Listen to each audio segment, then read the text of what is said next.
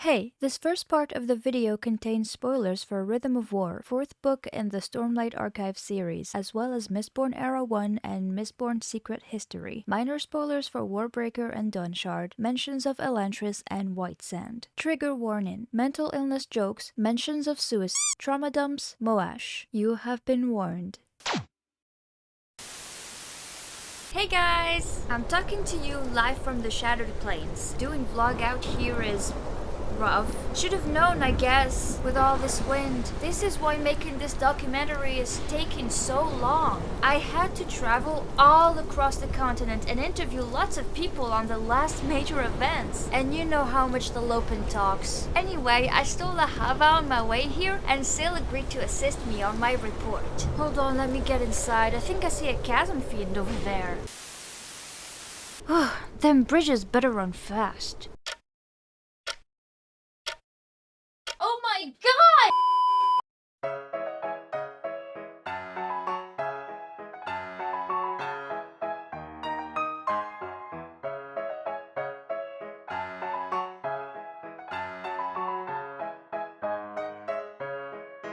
Rhythm of War is the 4th installment in the Stormlight Archive series, where science comes in to give you a headache while everything else makes your heart bleed. You guys have been begging, screaming at me to please cover this book, and my, how the time flies. Forgive my lateness. I did not want to sully my Cosmere experience with the horrid reality surrounding me, and vice versa. The Cosmere saves my life, but it also makes me cry a lot, and my crying schedule was already full for the entirety of 2023. Thankfully, new slots open every year. I spent 22 days reading Rhythm of War religiously every day, only interrupted by impromptu naps and the need for sustenance. I don't mean to body shame, but have you seen how chunky the beast is? The font is so small, I suspect the book is secretly twice its size. Seriously, my sister thought I was reading a dictionary. Not to mention, I needed to read the lines and what's between the lines, which brings me to my notes. I'm sure you think they're short sentences, as notes should be, but no. For every thought I had, for every suspicious occurrence, for every sentence phrased in a way that felt slightly off, I made a full block of text. Explains why we need 2 parts for this review, and I'm afraid it'll only become worse.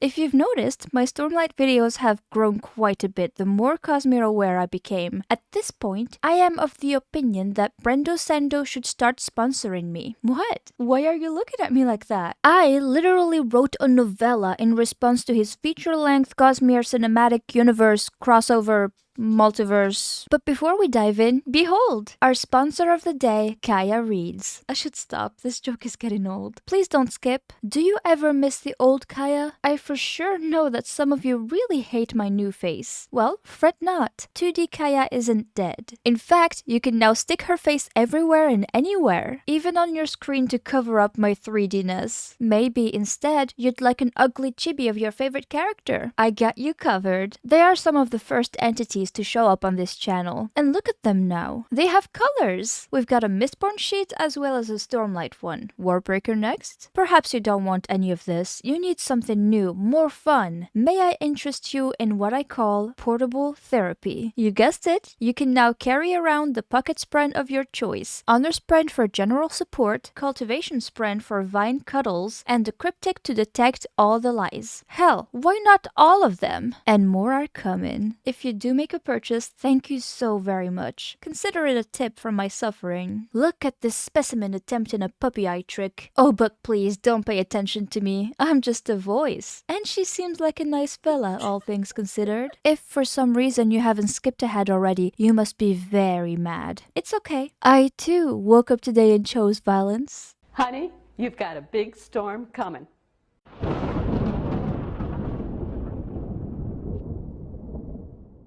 Mysteries and tragedies. We're once more experiencing the feast on that fateful night the king died. And this time, it's from the perspective of his wife, Navani. I'm not gonna dwell on Gavilar's lack of consideration for her, his dismissiveness, his quite abusive, insulting behavior. I'll just roll my eyes, call him names under my breath, and let go. See? I'm so mature.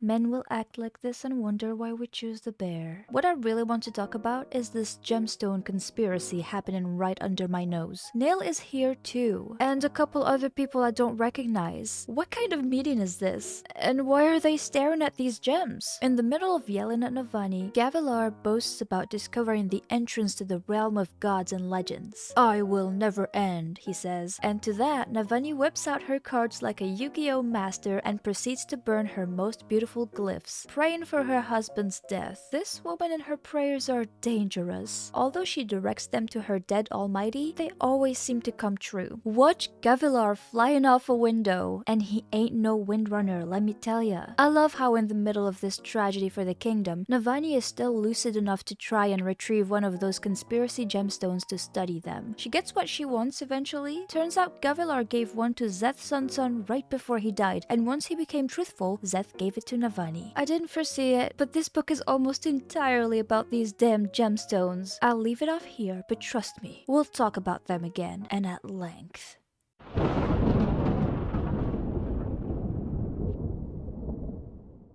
The title of this part says it all. We got problems, and they're heavy. Let's start with Shallan and her side quest, where she and her alters are impersonating yet another, well, person, and they collectively hope to be kidnapped. Totally normal thing right there. After poisoned bread, we got spiked drink. Why though? I mean, I've gotta ask. Doesn't really surprise me that Shallan might be into weird stuff, but still. Well, there's this cult that we wanna infiltrate just to reach its leader and get information. No, I'm not talking about the Ghostbloods. This is about the Sons of Honor, and at their head is Ela Sadias. Yeah, her. I take Shallan's and Vale's side on the matter. Adolin should have finished her off along with her husband, cleaning up Roshar one Kremlin at a time. This dangerous, tricky mission has Shallan wielding every personality of hers like a weapon, and it's impressive. Scary, bewildering, and impressive. It cracked me up the way Sanderson just started referring to Shallan as the Three. She's like the totally spies all in one. Was there ever a fourth one? No, because Shallan insists on bringing new people to the party. Somebody in particular called Formless. Shallan, can you please not? First of all, I dare not imagine what type of body horror it would look like. Moreover, Shallan, girly, you need to cope. You can't be popping out new personalities at every inconvenience. I tried it, it's getting out of control. At least it makes you resourceful. Wearing a light-weaved new face, Shallan successfully gets to ALA, and the woman looks beat. Completely defeated. My bitch be depressed? Guess she doesn't have anything to lose anymore. She straight up implies there's a spy very close to Dalinar and that the Ghostbloods are using Shallan to kill ALA like they killed other high princes.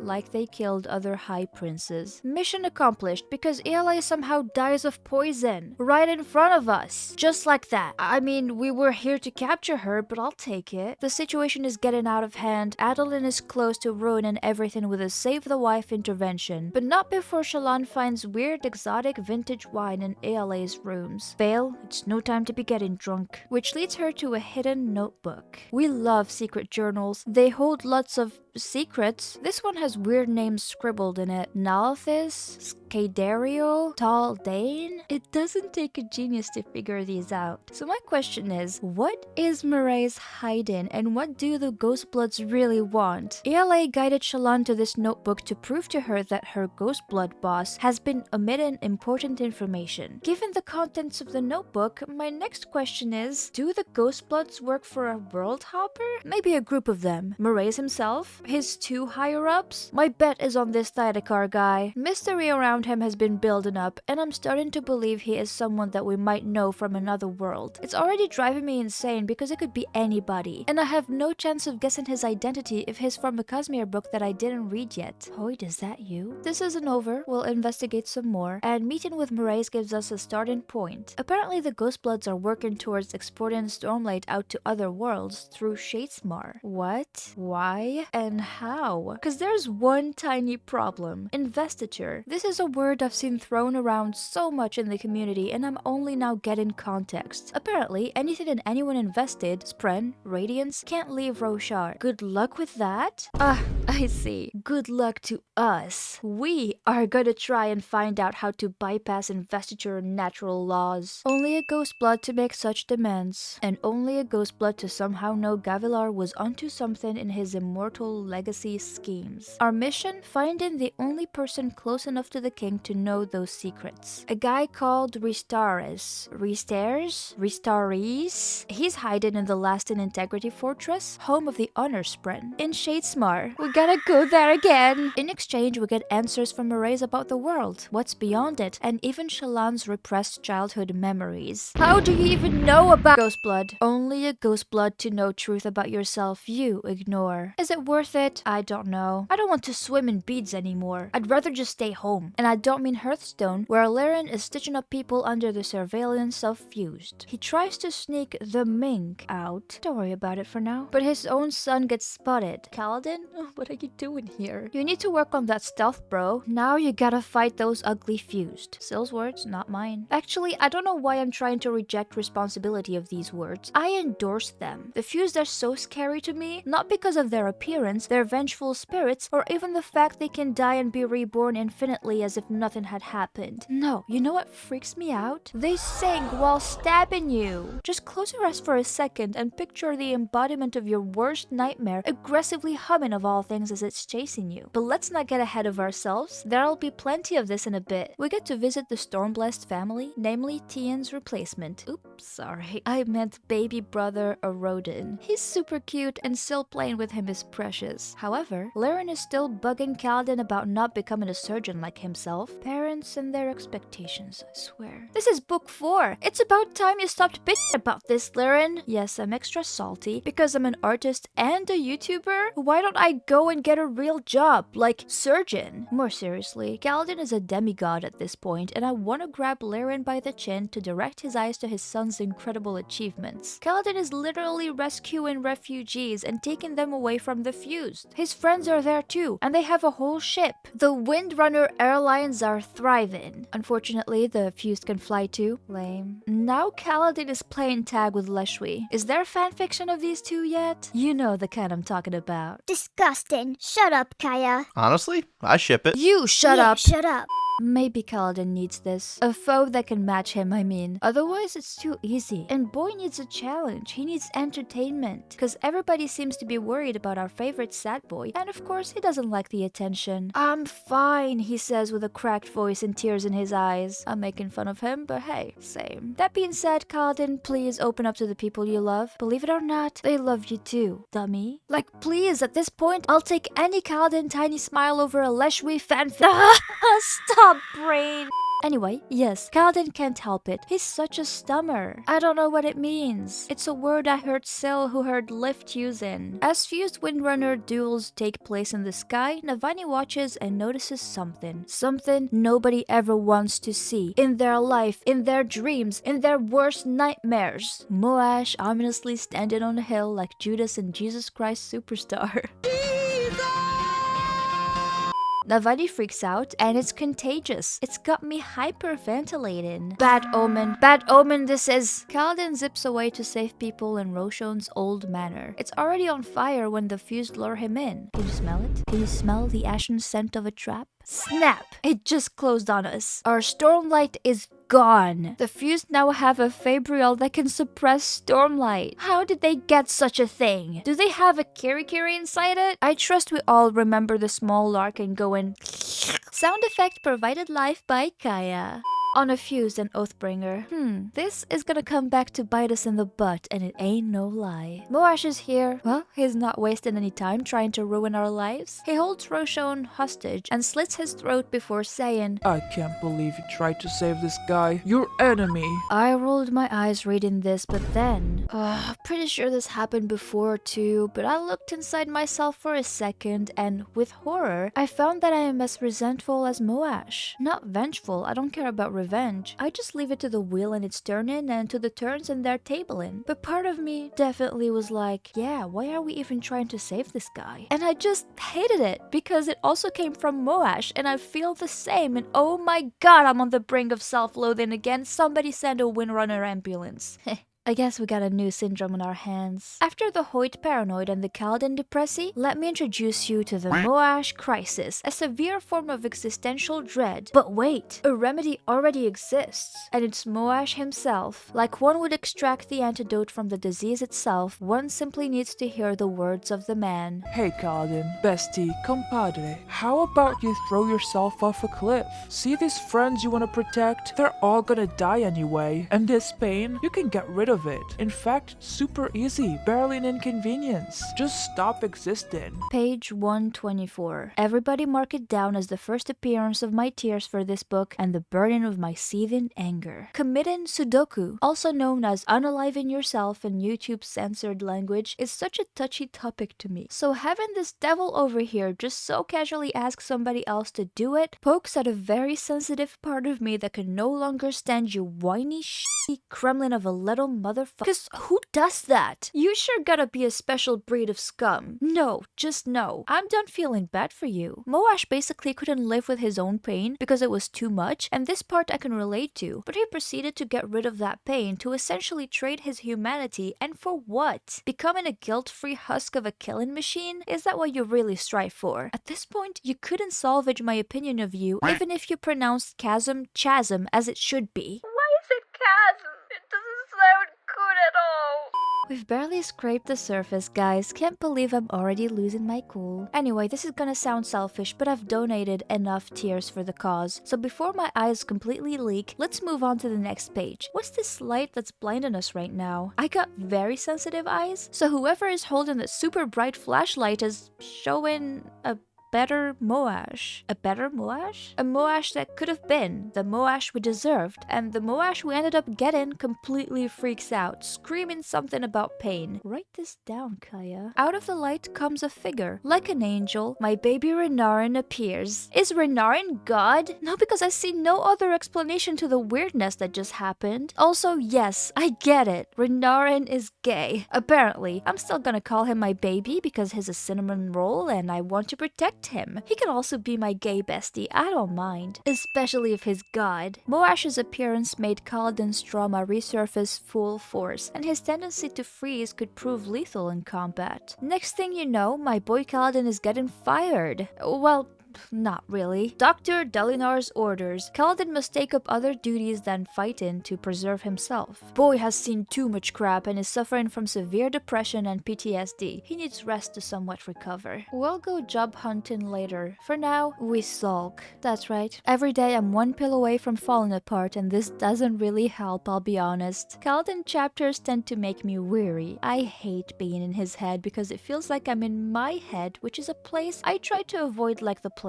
But there are still good things around. Kaladin is in the middle of a mental breakdown when Adolin and his accomplice Syl come scoop him out of his misery. Kaladin is annoyed by this, and I totally get it. How many unaware, happy-go-lucky extroverts with zero tact try to help me by forcing me to go out? To see more and more oblivious people, talk to them through the protective shell I'd built for myself, and fake a smile to make them feel good at the idea that yes, it's really thanks to them that I'm feeling so much better now. Not proud to say it, but I would have hated Adolin in this moment. However, looking at this from an outside perspective, I'm so thankful for him. Of course Kaladin shouldn't be left alone in his state. I shouldn't have been left alone when I felt the same way. And Adolin handled it all so well. Maybe I needed an Adolin to save me. And I'm happy Syl is part of it too. There's one line that got me giggling like crazy. You're my only bridge boy.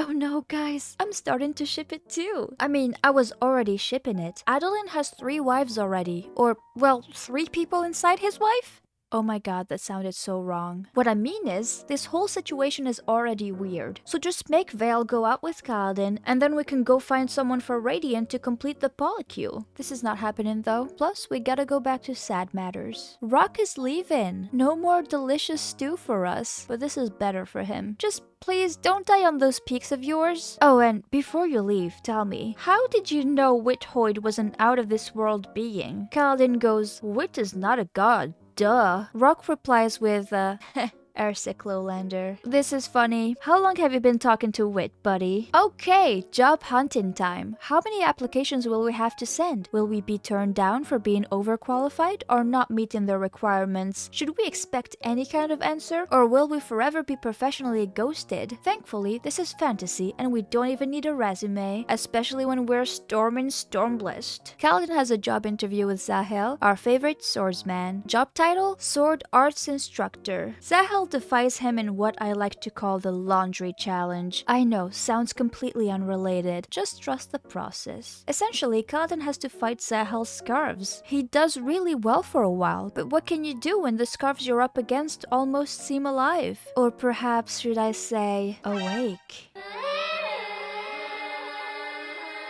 Ultimately, Kaladin doesn't get the job, but he does get something precious: interplanetary knowledge. He doesn't have the brain for it, but it's fine. I will use it. Unfortunately, my brain also has many holes in it, so I forgot most Warbreaker shenanigans. We'll do with what we have. Zahel mentions a mysterious she that erases memories. I think cultivation, but it doesn't quite fit. Turns out he's referencing endowment, the shard. And turns out Zahel, also known as Vasher, has been a dead man for a long time. He was already reincarnated in his Vasher body back in Warbreaker. A zombie of sorts. So who else is a zombie? If Vasher is now here and under a new name, it is totally possible another returned is walking around. I don't think Asia is one. She remembers being Vivenna and she remembers Vasher, and part of the reincarnation process is forgetting about your previous life. So who? This would be a character that we know and that died. A person that's originally from Nalthis, since endowment creates returned over there, but that we've met on Roshar, or perhaps another planet. There are so many casualties across the Cosmere. Where do we even begin? Putting aside the hypothetical existence of a hypothetical zombie, why do I feel like this is connected to the Ghostblood's plan of exporting Stormlight? Hear me out. It takes frequent breaths to maintain a returned body and reincarnated soul, otherwise they fade. What if the Ghostbloods are trying to get Stormlight on other planets, Nalthis in this case, to make it easier for the return to stay? It would achieve immortality akin to that of the Fused. Maybe Stormlight properties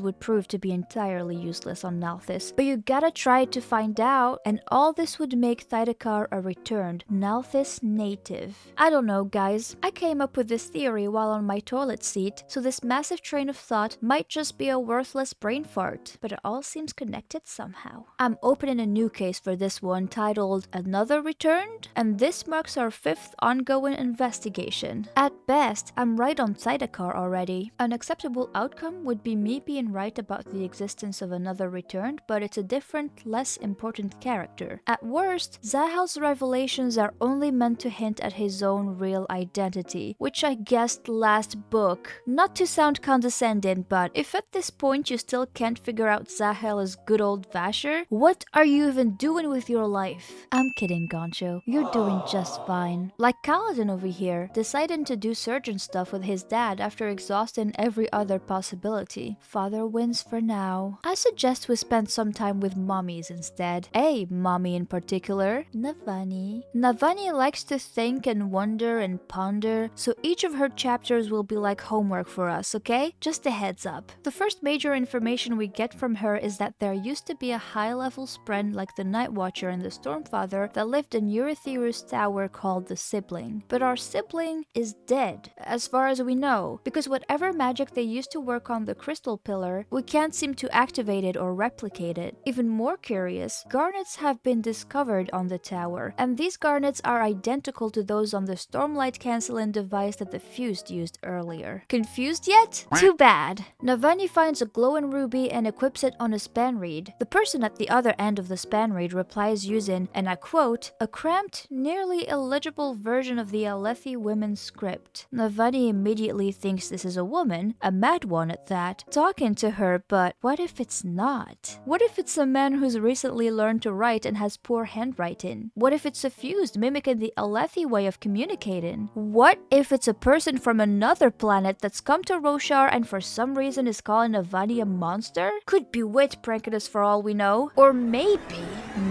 it's just a mad woman. Did we just add 2 investigations to our pile? This is why reading the Cosmere is exhausting. It always keeps you thinking when you just want to be brain dead. And I think I'll stick to cursive, thank you very much. Women's script looks like my erratic heartbeat when reading the Stormlight and its archive. Perhaps this is merely the most natural rhythm to have since now we're visiting the Fused. Dang, look at me and my transitions today. Venli, you all remember her? Good. Venli is a regal, fancy fused that works for Leshwi, a fancier fused. She's still dual wielding her 2 spren, the void spren in her gem heart and the light spren, timber, that makes her a will shaper, although she needs to speak more ideals to become a full-fledged radiant. And maybe she'll be able to once she's conducted her little mission of running away. Yep, no uprising, not towards the fused or the humans. She just wants to go live somewhere peaceful without having to deal with all this BS she found herself in. So she essentially wants to go back to her roots, but we'll talk about it much later. As of now, Venli works as a voice for Leshwi. That's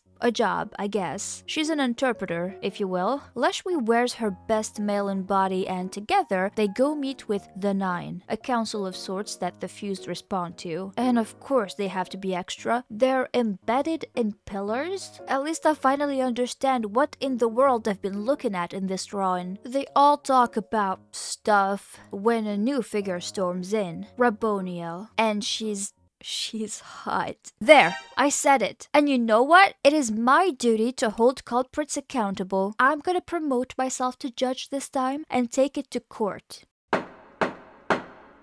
Mrs. Payne, what do you have to say in your defense? You know art is subjective, and if you think she's so hot, that says more about you than indicating I'm guilty of anything at all. Your guilt is apparent. You are hereby sentenced to forever in jail. Jail! I might need to send more and more people to jail. First off, Fire's there. What's that? Fire? I'm sorry, I think you misspelled Moash. I'm tired. I won't even say anything. Raboniel's presence alone takes over the meeting anyway, and she says, "Hey, let's get rid of them humans and take control of their tower." and the Nine go, Okay. wackiest government I've ever seen. Oh, okay, maybe not. Leshwi is the sole fuse that isn't convinced, but who is she to counter a queen like Raboniel? That's right, I used to call Leshwi Queen of the Fused, but it seems I was mistaken. Step aside, Leshwi, but not before you send off Venli and her agents to the tower. A little birdie told me we're trying to take advantage of this crazy mission involving Taravangian. Oldman's still around, going strong with the schemes. This time he's instructed to lure Dalinar and Yasna away from Urithiru. They're OP, we don't want them around. A different political meeting is taking place elsewhere. The Radiant side of things conclude they need more Windrunners, some more Honorspren to bond. Problem is, these Honorspren, they hate us. It is then decided that we send an envoy to the Honorspren city in Shadesmar to better our relationship. I don't think this is gonna end well, but Shallan is going. Wow, exactly what Mraize wanted. Oh, and Taravangian acts so suspicious at the meeting that Dalinar decides to keep an eye on him. I don't think this is gonna end well, but he's taken him and Yasna to war away from the tower. Wow, exactly what Raboniel wanted. Congratulations, everybody, playing right into the hands of the enemy. Let's move on to the next part so I don't have to keep up this annoying voice.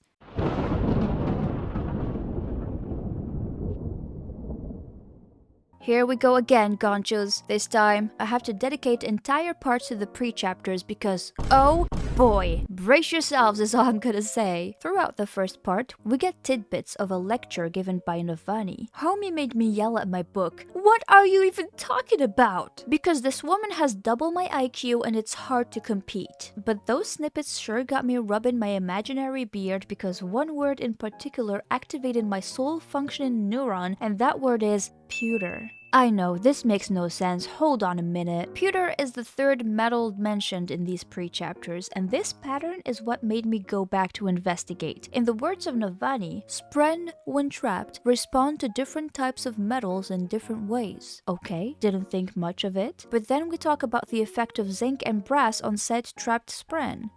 Curious. And then we mention bronze cages. Curiouser and curiouser. And then I start chapter 9 and I see the word pewter and I'm like, okay, this is now a bit much. Metals, zinc, brass, bronze, and pewter so far. Tin, steel, iron later on. All of these act in the same way they do in Mistborn.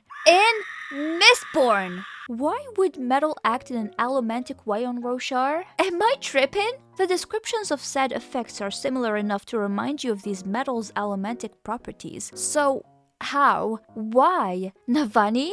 Are you a secret Mistborn? It's okay, you can tell me. Let me add a layer to this. We might have seen yet another metal directly at play not so long ago. The different version of Moash. Doesn't it strike you as some gold activity? The Moash that could have been. His gold shadow. This implies somebody burned gold though, and they should be the only person able to see the shadow. So Moash burned gold? I can't remember if Kaladin saw it too, in which case this doesn't hold all too well. I'm slightly more confident about a certain corrupt truth watcher. Earlier, I was joking about Renarin being a god. I only now realize how funny it is, especially when our boy can see possible futures as if he burned atium, a god metal. Are all these people ingesting metals without knowing? While we're talking about metals, remember that Fabrial that sucked the Stormlight out of Kaladin earlier? Here's a wild guess. Maybe it's not about the gemstone. Maybe it's the metal. Navani is studying it and she doesn't seem to recognize what the cage is made of. And I think the metal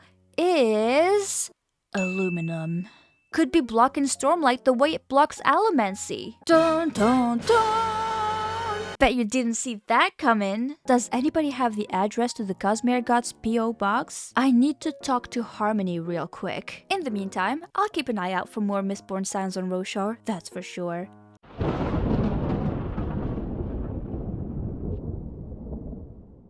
We're opening the interludes with a Spren, an unmade, and an old man. Syl the Spren, as a good pocket therapist, seeks help from the Stormfather to better understand Kaladin. Ever optimistic, huh? Of course Stormfather is going to be a wool-headed idiot about it. Syl goes to Dalinar instead, and it proves to be a much better choice. I love how Syl describes having a responsible brain and a child brain, both trying to forget the existence of her dark brain. Remember how I said I identified with Shallan and her dissociating habits? I think what Syl describes here is closer to what I live with. Stay distracted, Kaya, or those rampant thoughts and memories will win. Maybe a different kind of nightmare will help.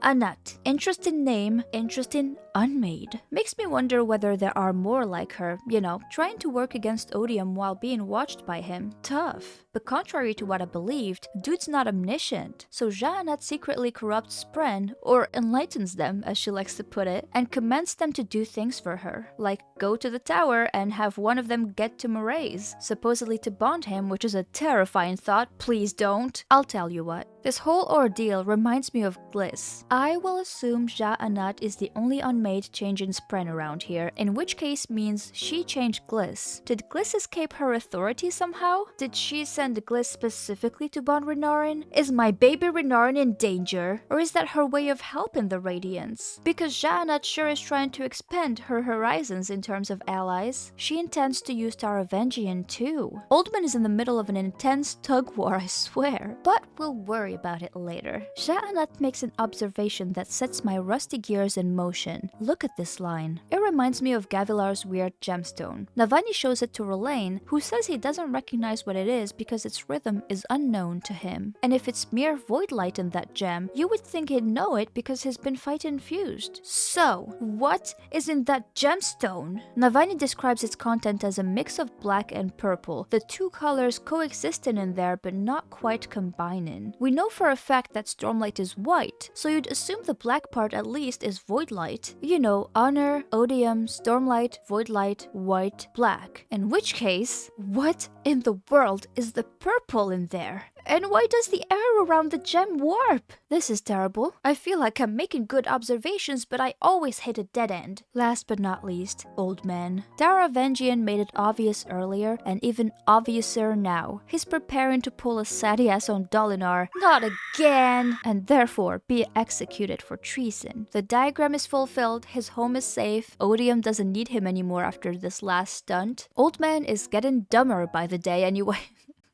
Old man is getting dumber by the day anyway. He has no purpose anymore. I must admit, Taravangian saying goodbye to his servants got me rather emotional. I think he's such an interesting character. True neutral, this one. He's caused quite a lot of trouble, and he's not done. But it's all very entertaining. Also, notice how I've been saying Taravangian and not Terramike? I have overcome my accent! But because of the person I am, he's still gonna be Terramike.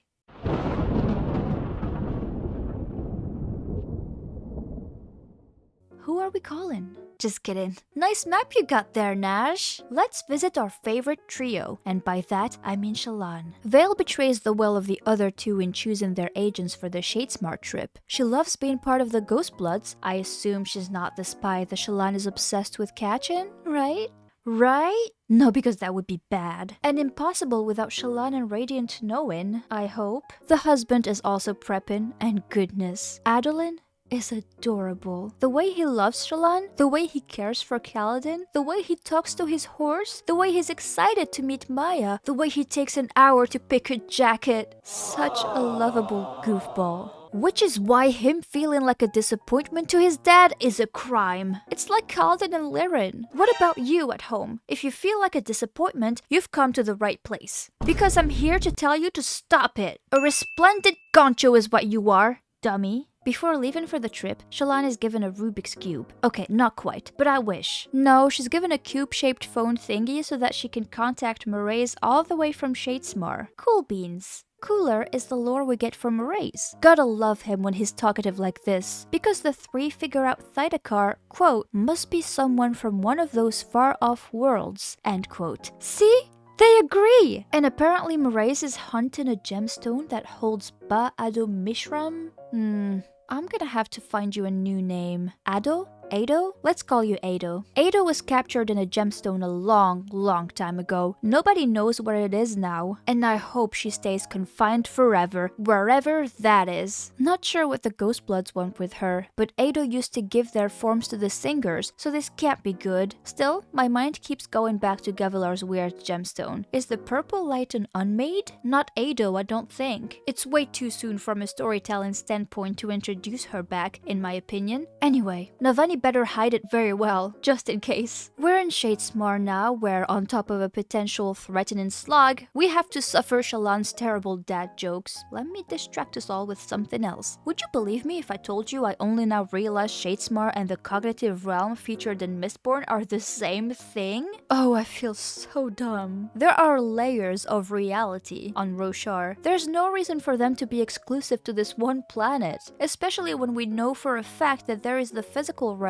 the cognitive realm, and then whatever lies beyond. I forget all about secret history, but surely the cognitive realm's description in there would have made me connect the dots. Let's all boo my bad memory. Boo! Shadesmar is the key to traveling across the Cosmere. World hoppers essentially need to enter through a perpendicularity, join the cognitive realm, and find another perpendicularity to get back to the physical realm, depending on what planet they want to end up on. And you know what this piece of information reminds me of? Freaking Azure. Remember how in Oathbringer, when she was stuck in Shadesmar with the others, she said she's been here before? Well, no wonder. Vivenna had to go through Shadesmar to hop from Nalthis to Roshar.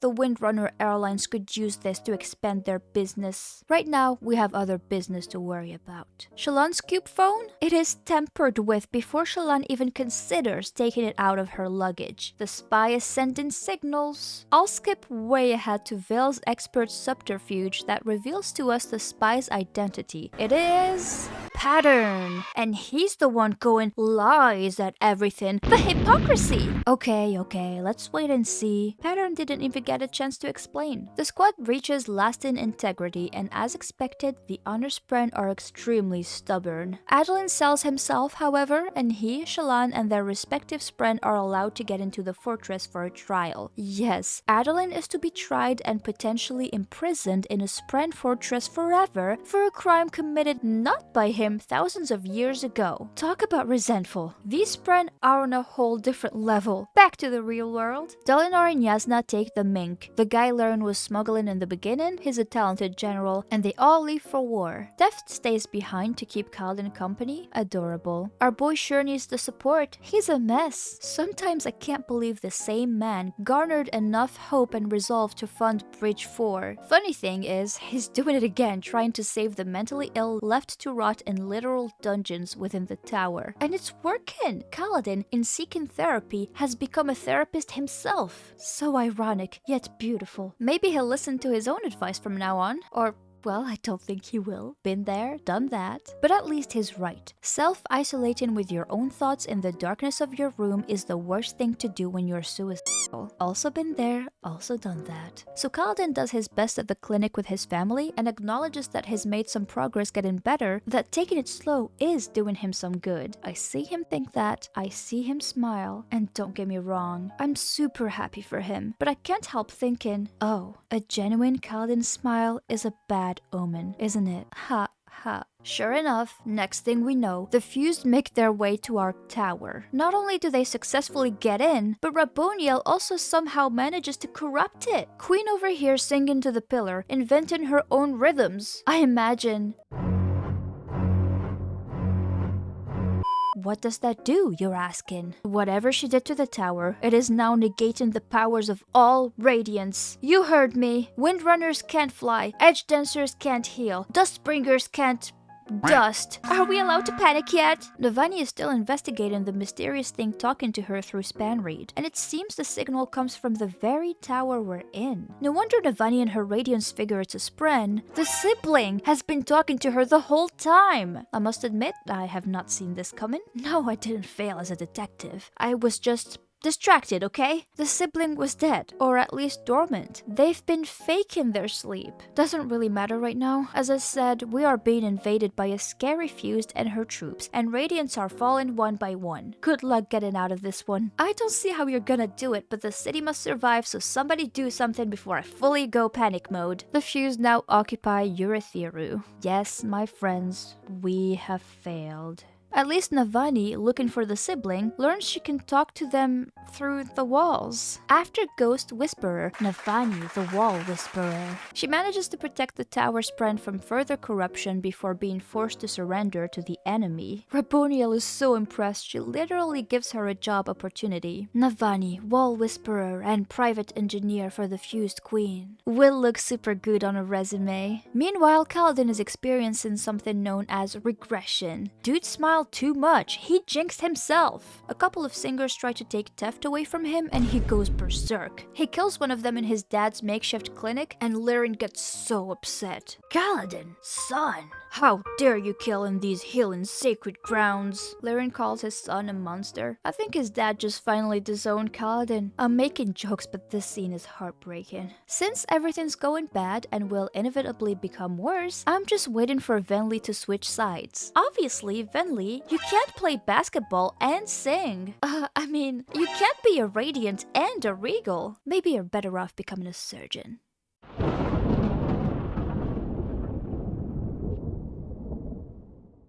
I caught the I think guy. Hi, says it. Talking to Hoyt, I see. He's the Wanderer, right? We know he's trying to contact all shards across the Cosmere to warn them of imminent danger. I personally would also scold them because poor guy rejected the responsibility of holding a shard and yet has to clean up their messes on every planet. And this time, it's about saving every planet simultaneously. Here's what we learn. It seems Odium's plan is shattering all the shards besides himself so that he can become the sole god of the Cosmere. Wow, such ambition, much audacity. And here I thought Ruin was terrible. Trying to take over a whole planet? Amateur. Next time, try to control the whole universe and we'll see. Hoyt advises Harmony to separate the power from its vessel, whatever that means. Is he suggesting we get rid of Odium's vessel to replace it with a more reasonable one that wouldn't plan to break the entire balance of the entire universe? Harmony thinks it's useless because the power itself has intent. Okay, so Odium, the shard, the power, is the problem, and whoever holds it doesn't matter because the power will take over?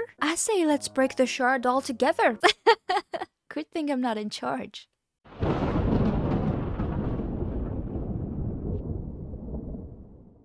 Oh great, first name I see here on our list of interluders is Fire. Sweet. How long is this? 6 pages? That's 6 pages too long. Might as well just tear them off. They don't exist. Just kidding, I'm not a heathen. Let's see what idiocy he gets himself into this time. Moash, I'll keep calling him Moash, I don't care about his stupid new name, is just super obsessed with Kaladin at this point. Is he just freaking bored? He admits he only wants to prove he's right, and that Kaladin is wrong. Yes, Moash, throwing yourself off a cliff is freedom for sure. Precious advice you're giving your friends there. You're so right. What are you? An idiot sandwich. And by that I mean you're multiple layers of stupid. Moash is like, Look at me, I'm so cool. What do you mean, sadness and guilt? Take that bullstorm away from my face. I'm completely dead inside. You guys should try it. In fact, I demand you do it. You'll be free, and that would make me happy. Oh wait, no, happy is an emotion. Unchained, I said. I'm completely unchained. what a loser. I suppose we should start wishing him a very unchained birthday. It's hilarious to me that even Odium laughs at him when Moash thinks he has the privilege of being controlled by the evil god. Moash, you're not even good for that. When did I become such a bully? Anyway, now Odium and Moash want to give terrible visions to Kaladin to drive him insane and push him one step closer to the edge, and I'm about to break. Yes, I'm about to break, because these talks of Sudoku are, as we've already established, super triggering to me, and now I have to close the book and go to bed before I cry.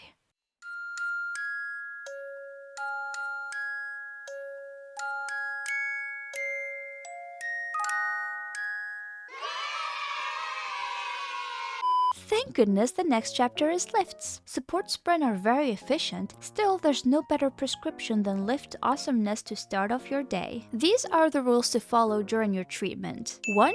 Do not argue with Lift about her age. She was 10 yesterday, she's 10 now, and she'll forever be 10. 2. Do not be fond of Lift. You might ruin her thieving experience. 3. Do not feed Lift. This might sound surprising, but she really wants to get the food herself. Unfair and square, thank you very much. Additional indications show no restrictions on the dose. Consume day and night. Don't even mention it to your pharmacist or care provider. Side effects include hunger, a deep warmth inside, and a lasting dumb smile.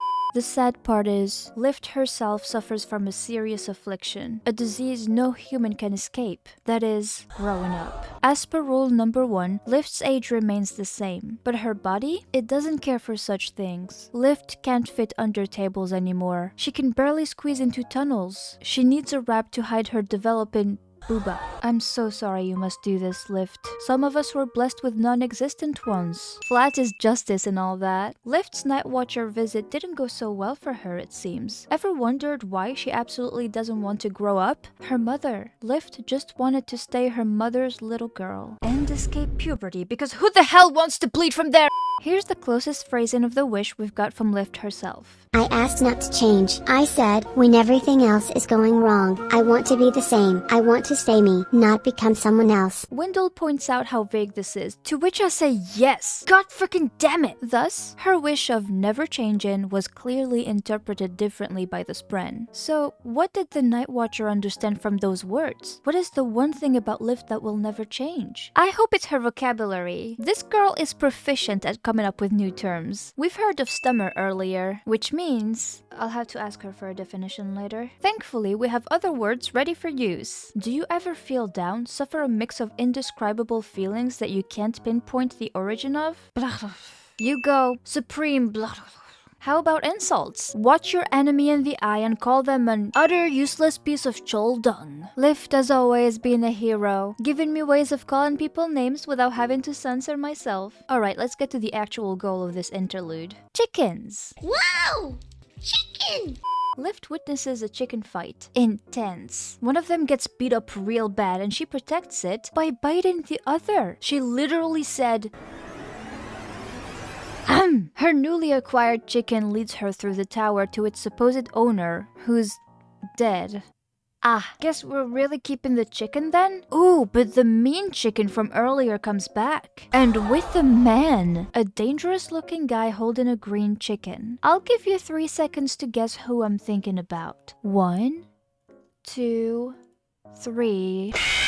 Moraes, that's right! I mean, it's gotta be him. He must be waiting for Ja'anat's friend to bond. Old man! He's back! And this time, Terramike is scooped up by Odium, right into a vision. Odium honestly sounds a bit ridiculous here. Even Terramike looks up at him while he's rambling like, Whoa, for God, you're just a weak chole dumb like the rest of us. Terramike's hope is reignited. Terramike is not giving up after all. Terramike is filled with determination. Yes, he proceeded with his foreseeable betrayal. Yes, he's getting arrested right now. But is he about to become the real MVP?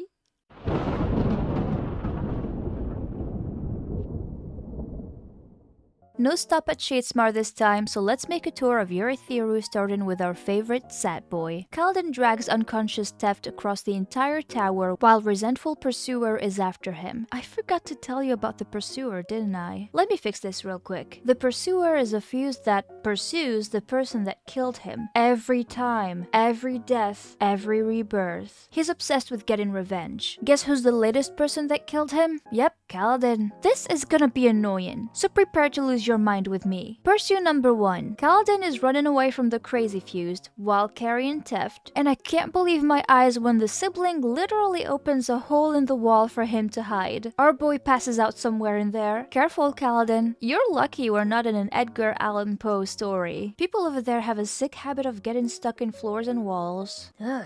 Ain't this the perfect time to be assaulted with a nasty odium-signed vision? Moash is in it. Talk about nightmares. Are you wondering what's going on in Navani's makeshift lab? No? Too bad. We're going there now, and call me crazy, but are Navani and Raboniel bonding over Fabriols? Raboniel is like, Hey, let's end this war. Oh no, we get to rule, and in exchange we let you humans live. And you Navani, I'm gonna exploit your genius brain for my people's benefit. Deal? Yeah, that sounds like a most reasonable arrangement. Thankfully, Navani is smarter than this, and she doesn't give up even with the sibling being one stubborn thingy. With a lot of convincing done, Navani and Kaladin can now use the walls like a phone. Isn't this incredible? Add it to your book of discoveries, Navani. A bigger discovery, though, is the sibling themselves. They give off a mix of Stormlight and Lifelight to give up a Tower Light? Up until now, we've known Spren descending from one god. Only one. Honor has Stormlight and spawns Honor Spren. Cultivation has Lifelight and spawns Cultivation Spren. Odium has Voidlight and spawns Void Spren. The sibling is proof we can have mixes. So naturally, Navani and Raboniel now want to figure out whether they can make pairs of all the lights, like with the sibling. My question is this the answer to Gavilar's weird gemstones? There was an explosion in the tower sometime earlier, and I think whatever is in the gemstone reacted badly to something it came in contact with. Which is bad, but what if this is precisely the goal of the gemstone? Who brought selective grenades to Roshar? Navani will certainly find the answers eventually, because she's still conducting her middle school experiments on light. Raboniel watches her half the time, like a teacher watching over your shoulder during an exam. That vulture! And she tells her engineer of a slave, Hey, PSST, I know you're talking to the sibling. How? Ugh, I wanna fight her. And die. Navani is sequestrated, but at least Kaladin has access to walls within walls, and he scrambles to destroy the rest of the nodes to stop further Voidlight corruption of the tower. 4 nodes, 1 corrupted. The fused are looking for the rest, and so are we. I don't care right now. Do you know why? I see Ridnorin! Hi! And Gliss! My baby wants to recruit more Radiants like him. By like him, I don't mean ultimate cinnamon roll, just a Radiant bonding a corrupt Spren. Sorry, change Spren. That's the politically correct way to put it. And Renarin has an idea of who might be a perfect fit. Whoever that is, I have my own idea. Bring Moraes into this, haha! That was a joke, please don't. He's currently committing war crimes. Yup, Moraes puts Lift in a cage and brings her to Raboniel. Watch out! As soon as she's out, and she will be, girl's gonna bite your face off. Moraes announces to everybody concerned and unconcerned that Lift is infused with Lifelight instead of Stormlight. Something that, in hindsight, Wendell implied earlier in Lift's interlude. Hey, Cultivation, care to explain? This clearly has something to do with the wish Lift made all those years ago, right? Is this a thing that will never change about her? Lift didn't lie when she said she was awesome. Quick thumbs up to Venti.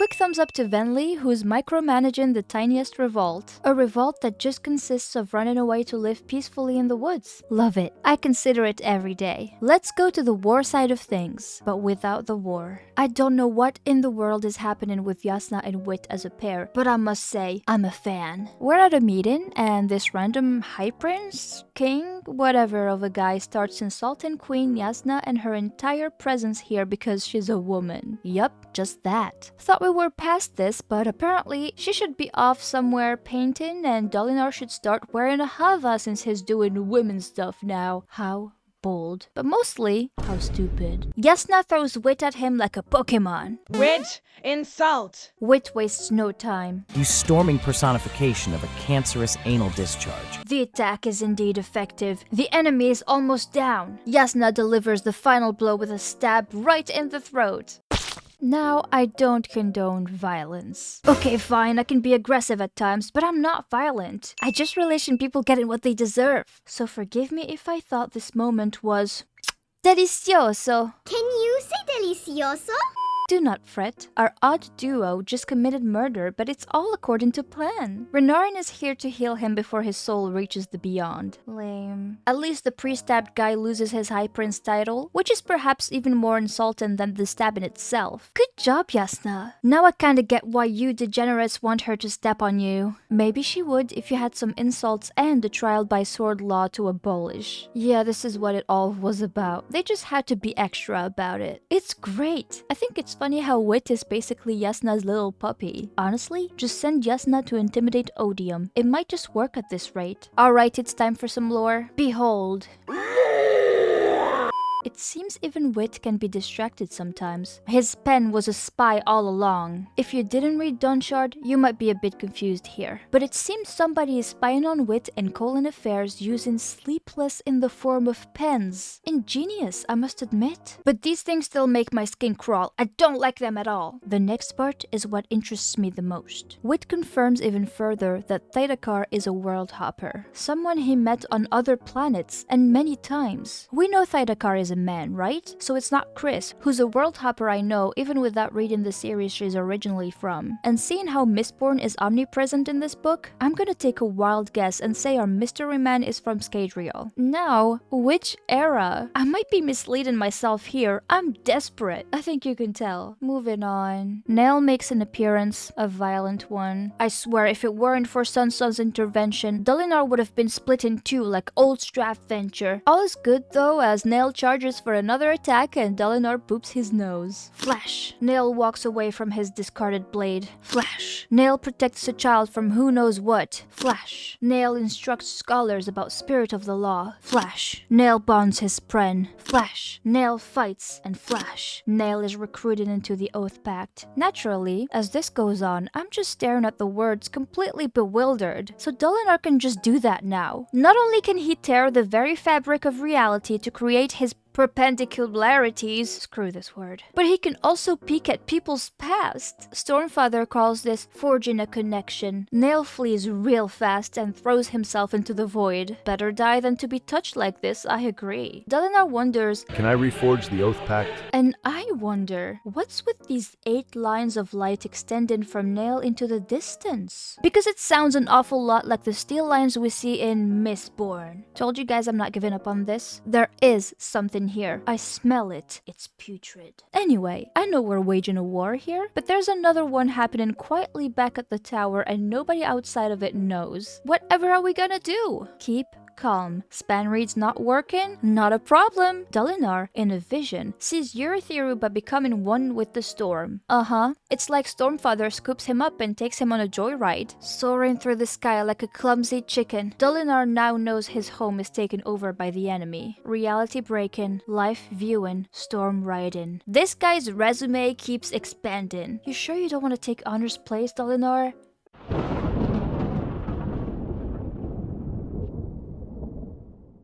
Ooh, look at that! Title drop! We've had King Nohadon's Way of Kings, Unknown Author's Words of Radiance, Dalinar's Oathbringer, and whose Rhythm of War? This is exactly what we're about to find out, maybe. First thing I notice is, whoever made these notes sounds like a fused, simply because they refer to humans as humans? If you were a human, and unless you're me, why would you do this? And they seem to think humans are alien to Roshar. That's Fuse talk if I've ever seen it, but this isn't the trickiest part to figure out. The form first. I could not keep up with anything said in these epigraphs because nothing felt cohesive in the way they were presented, especially with all the interruptions. There are undertexts too, as if somebody is reviewing their own book, commenting on another's book. And shall we mention the content? Speaking of sand of all things, making me frown like never before. Naturally, I had to go back and reread these epigraphs in one chunk because what? Reading the notes and the undertext separately already makes it so much easier to understand. In the notes, the person speaking is excited to be working on their new project with a new kind of partner. In addition to some musings, they mention new rhythms and different types of light. The undertext seem to be comments from another person, as if in reply to the first. They ask further questions and bring a few answers. All these context clues lead me to believe the authors of these notes and undertexts interchangeably are Raboniel and Navani. Rhythm of War? Their baby, a journal of their experiments. I'm intentionally leaving out some things here, especially that sand, which we'll analyze in the next part. What I will mention is a name Raboniel briefly brings up. L. I saw this, and every single fiber of my body screamed in unison, Ellen? I know, we're back to Mistborn again. The undertext by Navani, logically, assumes it is not a fused. If she's right, could it be... No, it's impossible, isn't it? I saw both my husband from another world and his and I's wife move on to the beyond. And as far as we know, there is no turning back from there. I do vaguely remember Harmony at the end of the Hero of Ages saying he might bring them back to life eventually once he's mastered his godly powers. Let's assume for 1 second he made that happen and Elend is back somewhere in the Cosmere at some point in time. Why would he be associated with Raboniel of all people? I'm gonna put this in my brain fart bin. There is absolutely no foundation for all this rambling I just did, but I needed to get it out of my system. And talking about my first Cosmere crush again made me feel all warm inside.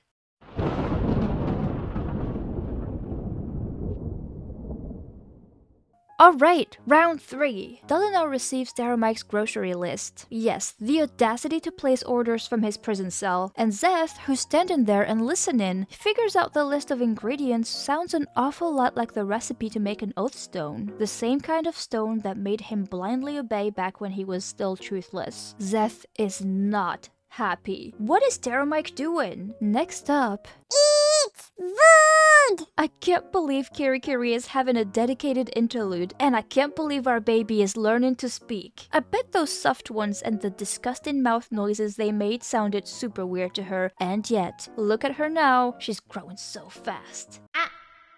I should probably mention the rhythms of Roshar that are calling for Kirikiri, perhaps warning her of something, but I'm too distracted by her cuteness and she's too distracted by scratches and pettings. Guess there's nothing we can do. Can we do something about Taramike? Dude's on a roll. Taramike has 2 visitors today. Our first guest, Renarin. This is surprising in and of itself, but it seems he just came around to tell our prisoner that he's in darkness, that still he shouldn't give up, that he can come back to the light, that he's not alone. Okay, Renarin running around giving free therapy? But then I remembered the last time we saw him. He was conspiring with Gliss about recruiting more people like him, people bonding corrupt Spren. Guys, I think we might see Radiant Taramike soon. What a wild, strange idea. I'm here for it. Our second guest is none other than Zeth. Remember how he got upset over the alleged oath stone? Well, he barges in only to tell Taramike that he's a terrible boss and Zeth won't work for him anymore, no matter how many oath stones he throws at him.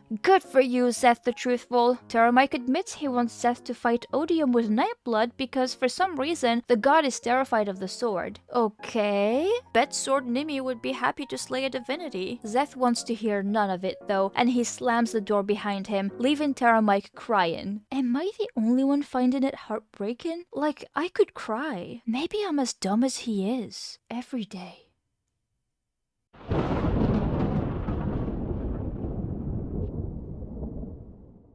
Hey there, Gancho.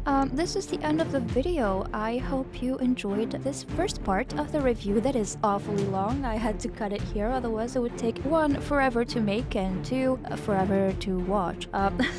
Anyway, I had tons of fun working on this one. Tell me what you thought. Did you think that I had some outrageous takes? Do you agree with what I said? Give me your piece in the comments. And please, please, please share this video everywhere. Thank you. Bye.